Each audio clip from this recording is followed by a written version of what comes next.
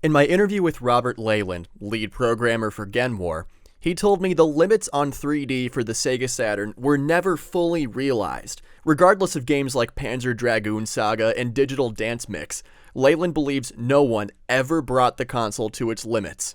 With no development deadlines and the wealth of information provided by the internet, it would be possible to make 3D Saturn games that surpass the commercial library. The PlayStation, you could get something going on the PlayStation really easily, but you couldn't push it. It had a very kind of fixed end point, whereas the Saturn, there was always more stuff that you could crank on. Like you could dual process, you could use the sound processor to help you out, you could use the video processor to help you out. There was always more things you could get working inside it. And so it was a machine where I don't think anyone actually ever reached the limits of the machine. We are watching that happen right now.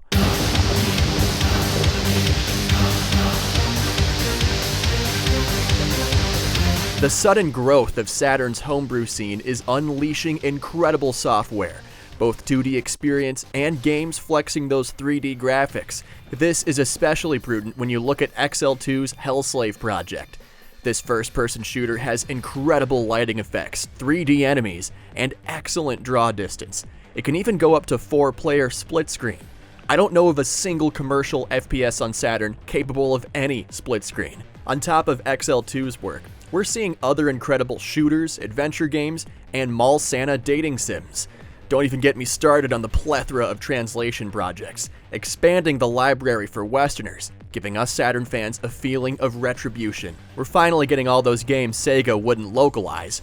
That's the power of this niche community. We're truly entering a renaissance for translation and homebrew on the Saturn. I'm part of this supreme court of Saturn nerds, judging Sega Xtreme's 26th anniversary game competition. I will show you all 21 entries in a slightly random order, share my impressions, and give my scores at the end. These are all burnt on Taiyo Yuden discs and played on actual Saturn hardware using a pseudo-Saturn flashed boot cartridge. This is recorded from an S-video signal into a RetroTink 2X into Avermedia's Toblerone-shaped capture card. The games are split into two categories, original games and hacks patches translations. Us judges will individually rank the entries. Ranks will be added up for the final results sometime after today. Let's start with that game I just got done ranting about, Hellslave from XL2. This is not some average Quake clone. It is already surpassing every commercially released first-person shooter on the Sega Saturn, and it only has about 6 levels. From a technical standpoint, it's far better than Saturn's Quake, Doom, Duke, and even Power Slave. One person with no deadlines managed to pull off great draw distance, lens flares, light effects, objects glowing on textures, polygonal bad guys, animated polygon reflections of your character, all glazed with a thick coat of fast-paced movement, combat, and a great frame rate, peppered with some smart controls. If you've played Power Slave, it's the same control scheme. XL2 programmed the sheer definition of creamy 3D graphics. This Saturn WizKid spent about 2 years posting progress videos of this FPS. It's clear, the game came a long, long way since then. XL2 submitted the latest demo of Hellslave with 6 levels, 2-player co-op, and up to 4-player deathmatch. I cannot stress how much of a technical achievement this is. Again, no commercially released Saturn FPS has any split screen to my knowledge, and they all do not reach this graphical standard. I also like to compliment the soundtrack. Not sure if this is an original composition or if it's taken from somewhere else, but either way, it's fantastic. I love it. This was a solid hour of gameplay. I cannot wait to see how far this game goes. It definitely blows me away to see this and realize this is Saturn homebrew. Just absolutely nutso. An insane accomplishment. Great job, XL2. This is killer. I cannot wait until Hellslave is a complete game. Please keep it up. The next original game on my list is Test from VBT. This is a 2D background with a solid gold 3D object, rotating. Controller buttons appear to do nothing. Rad music. You eventually find out this is a polygon model of Garfield, the Monday-hating, lasagna-eating, puppy-kicking cartoon cat on a spaceship. Fun! The next original game on my list is Flickys Flock from Slinga. It's a 12-player Flappy Bird clone, using some of the base assets from the Joe Saturn engine and other Sonic sprites.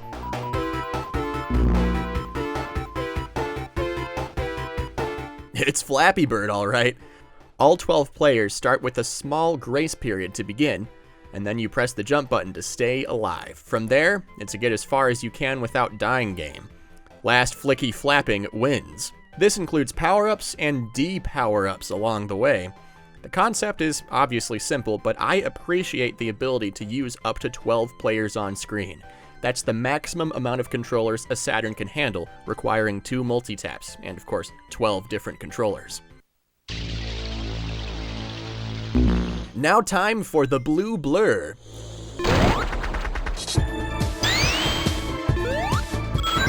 The Sega Saturn is infamous for not having a unique mainline Sonic the Hedgehog game. There's a well-known story about Sonic Xtreme, the 3D Sonic adventure that spent years in development hell before eventually getting cancelled. Stuff We Played did a terrific documentary about it. Go watch it. While Xtreme was in development, this video of a boss fight appeared in some preview videos, including this 1996 Sega of America Fall preview. Thanks to Saturn Dave for digging this up. You know, it's killing me. Look at this. Woo! I know, look at the reflection. Look at that character. That boss character is amazing. They really did a good job with this one. You can see Sonic moving around in this square-shaped arena, bashing into Metal Blade. Now you can play it for real. XL2's second entry is the goddamn Metal Blade boss fight in action. Dude just decided to make it from scratch, I guess. XL2 dabbled in Sonic Homebrew for Saturn with Sonic Xtreme about a year ago. It's a well-done demo with a few levels, recreating the Saturn Sonic game we all should have gotten. This Metal Blade demo is pretty simple. Sonic spawns right away, and you have an essentially unlimited amount of lives to tear down the boss with jumping spins and dashes. It plays incredibly well. Camera controls with L and R to move it left and right. There's also a button to quickly move the camera behind the hedgehog. Wonderfully done. Thank you very, very much, XL2, for bringing this abandonware back to life. It truly resembles what we see in this original footage. Up next is a port in progress of Cyberblock Metal Orange from Ndidi.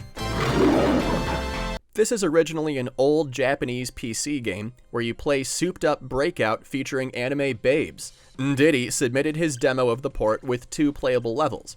Looks like Fafling, Mr. Cot FW, Ponut, and VBT all have a hand in this project. The intro and gameplay all look great.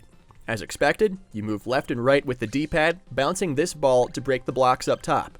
Some of the blocks require 2 hits, while others cannot be broken, acting as bumpers. Break them all, you beat the level. If the ball makes it past your ship, you lose a life. What I really like is when you pause the game, your anime babe takes a nap. It looks like these red balls give you power-ups, but I never took the opportunity to figure out how they work. Overall, great port in progress. The 2 levels you have here play wonderfully. Cannot wait to get the entire thing on Saturn someday. Another port in progress, this time from Trekkies Unite. He's working on porting the original Final Fantasy to natively play on Saturn hardware. This is a very early demo, it has no battles, just this overworld map with some music. Each of the 6 face buttons switch your character, and that's pretty much it. I do think it's really cool that Trekkies is porting this game to Saturn at all. When it's done, I'll absolutely play it. FB Neo is up next, a multi-console emulator featuring the Sega Master System, Game Gear, SG-1000, and even the MSX. It's a hell of an undertaking. For some reason, I just cannot get this to work on my capture card, so you get crappy camera recording the monitor for this footage. Sorry guys. As you can see, many of the games emulate at playable and up quality. No Panzer Dragoon Mini though. For shame. Still, this is a very exciting project, already greatly expanding the game library potential for the Sega Saturn by a mile. I cannot wait to see how far this project goes, and it's obvious that it took a lot of talent to get much of this to work at all on the Saturn, let alone be mostly playable. Tank Game from Super Ra Yi works to grow the multiplayer library on Saturn. There are 3 maps to choose from. When you start the game, 2 tanks spawn on either side. Your tank moves forward with up, turns with left and right, and fires its turret with A. The CPU only spins in a circle and fires, resulting in its own certain death within the first few seconds of battle, so you pretty much have to play this with a real human for it to be any fun. And it was! My wife and I actually had a great time blowing each other up. Your bullet can ricochet off red walls once and explode on second contact. Yellow bricks can be destroyed with bullets. The blue squares are little windows you can shoot through, but not move through. It's a simple concept, but quite fun. We enjoyed about a half hour of explosive 2-player action. The only critique we have is the tanks move pretty slow. I personally love how the tanks are 3D polygon objects moving across a 2D battlefield. Cannot wait to see how this project progresses. The cute as hell Cubecat is leaping into this video straight from the talented 7 Shades. It's an impressive looking 3D platformer where you play as Cubecat. Right away, this reminds me of Ninpen Manmaru, a Japan-only platformer for Saturn. This demo has 3 levels, taking your cubic kitty across box-shaped environments. Your cat can jump with A and pounce with B. L and R move the camera left and right. Your goal is to get the ball of yarn at the other side of the level and bounce it all the way back to the warp rug where you started. You can collect all the bells in a level if you're a completionist. You can also bounce on top of the yarn for extra height if needed. If you hit water, your hit points go down. If the yarn hits water, it respawns back at its starting point. Level 2 is where you see some really smart design in play. There are spinning platforms you use to make your way across the large valley, but when you get the ball of yarn, you have to drop it down to that same valley in order to pounce it to the warp rug. The only thing I had a really hard time with here is getting the yarn from this platform across those 2 small towers. When the ball of yarn is close to an edge, I had a really hard time moving it to where I wanted it to go. My cat just kept bouncing off of it every time I tried to inch myself between the edge and the ball. If there was a way to grab the yarn with your Cubecat mouth, this would be much easier. I thought this sequence was just way too difficult. When I finally got it across several minutes later, I accidentally sank the yarn right by the warp net. Level 3 has you bouncing the ball off the wall and then off your head to give it more height.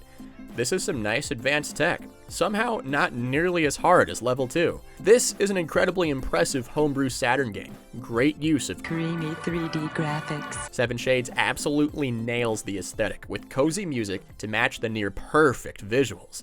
My only critiques: please put in a grab feature or some solution to getting yarn ball away from an edge. I was also able to clip the camera through the environment, but that's not really a huge deal. Really excellent game so far. Very hyped to see its future progress. Sickle from Ervilsoft is the next title in my disc stack. You play as a member of the United States Space Force. The seemingly Super Metroid-inspired intro screen details how Sickle was the first manned mission to the rings of Saturn. I get it, because it's a Saturn game. Bringing samples back to Earth to be analyzed. But the samples went wrong. Now you've got to shoot these bad bugs inside a Houston base and protect it from alien takeover. This is a sprite-based top-down shooter. You can move around with the D-pad and hold any of the shoulder buttons to lock your aim. Shoot with A, interact with objects using B. At first, there's this weird puzzle that took me forever to figure out. Then I shot my way past swarms of bugs, finishing the 1 level on this demo. I love the concept. I love the plot and gameplay here. Good direction with this one. Up next is Chris Mingle, a mall Santa dating simulator from Cobra Dial. Hell yeah. This is an extremely early build. Your main protagonist needs to go to the mall to finish some Christmas shopping. You're in Ontario. Had to move to Canada for work. While trying to find a perfume shop or something to get your sister a present, you see a well-built Santa, muscles everywhere, more abs than Santa has reindeer. Handsome Santa says, "Hello, do you want to see my workshop? Oh, make me a ho-ho-ho, pretty please." This is where the demo ends, sadly. Still, very much a work in progress, but I absolutely adore the idea of making a mall Santa dating sim. Please finish this game. I await the opportunity to sit on muscle-bound Santa's lap and tell him all I want for Christmas is him. Please, Put your rock hard coal right in my stocking. The next game is Pony Game from Ponut64. So I'm not a huge MLP fan, but I do really appreciate the intense undertaking this game is taking. You play as a Christmassy looking pony in what appears to be a crossover with LSD Dream Simulator. I love it. This is so goddamn wacky. You can move around, jump, super jump, collect presents, and solve wreath quests. The world in this demo is quite large, very impressive. The draw distance does go pretty far, but if you do jump really high, prepare to see lots of squares pop in. I think the amount of space we're able to see and explore at such a good frame rate is highly impressive. The game engine is in a fantastic phase, technically speaking. Very psyched to see how far this title goes. My wife watched me play it, saying, "Ponut needs Monut."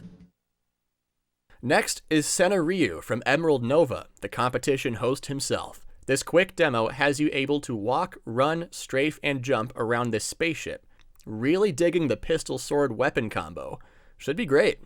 In this early tech demo, you cannot use the weapons or interact with enemies quite yet. The sword slashing animation plays automatically. I understand this vision is not fully realized yet, but I do love where this is going. Up next is a port of Wolfenstein 3D from VBT. This is an impressive and well-done port of the pre-Doom first-person shooting classic, now natively playing on Saturn. I was able to get through the first level with only minor input problems in some spots. Certainly impressive, and obvious that the creator put a lot of time into making this work. Can't wait for the final build so I can shoot some Nazis and destroy Hitler all on my Saturn. Well done. Heroic Vania from Mr. Cot FW is next on my list. This is another early tech demo, this time showing off progress for a Castlevania/indie platformer inspired 2D action game. So far, you can jump and run across 2 sections of game. You can get through it in about a minute. No attacks yet, and the bad bugs go squish when you walk past them. I love the environment and color scheme. Great to finally see a game in this pixel art style come to the Saturn. Cannot wait to see the final build someday. This concludes the original games category. On to translations/tools, hacks, etc.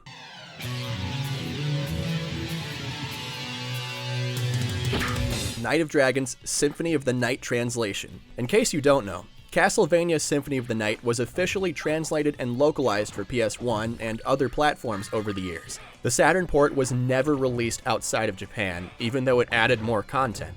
Now you can play the Saturn port in English thanks to this talented programmer. They kept the Japanese voice acting, as you can hear. That's probably for the better. The menu, items, and other instances of text all look great and are in a language I can read. It also includes various quality of life improvements, like the map not taking a million years to load. For a long time, I've always hoped someone would translate this Saturn port, even though it seemed like a long shot. It's already in English on other platforms, so I figured no one would bother. I am so happy to be wrong about that. Thank you. Thank you for translating this Night of Dragon. This is version 0.99, with nearly all of the text translated, with some help from Trekkies Unite. Next on deck is the Save Game Extractor from Selinga. This is a really interesting idea. This transmits Saturn save files via audio. It requires connecting your Saturn stereo output to your PC.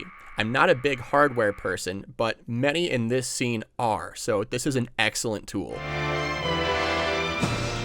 Up next is the insane and admirable project from Trekkies Unite, a translation of Grandia. This 2-disc RPG made it to the West on some platforms, but the Saturn port was locked in Japan. Tragically, the Saturn port is also considered to be the best version of Grandia. Now English speakers can play it. Trekkies spent more than a year, to my knowledge, not only properly translating all the text, but also figuring out how to get the text to actually work on Saturn hardware. Translation patchmakers really know how this can be a programming nightmare at times. Since the competition, Trekkies quickly released the first fully functional version of this patch. The one released for this competition is mostly done, and very, very playable on real hardware so far. I am extremely impressed with the amount of work and dedication put into making this superior version of Grandia playable to Western Saturn fans. Incredible job, Trekkies. Far away, far Next is a similar project, a translation and cutscene dub of Lunar Silver Star Story from Clarth.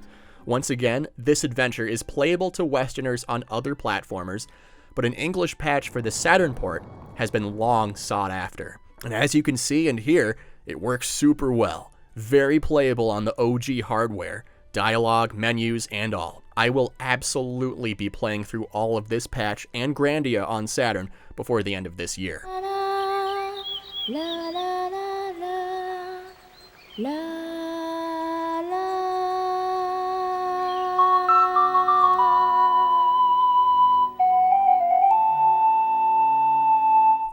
You f***ing Casanova. Up next is a translation of the cult classic Japan-only Fire Pro Wrestling 6 Men Scramble from Malenko. Very well done translation here. There's a small amount of cutscene narration and a large quantity of menu items that previously made this wrestling game difficult for Westerners to pick up. Hell yeah.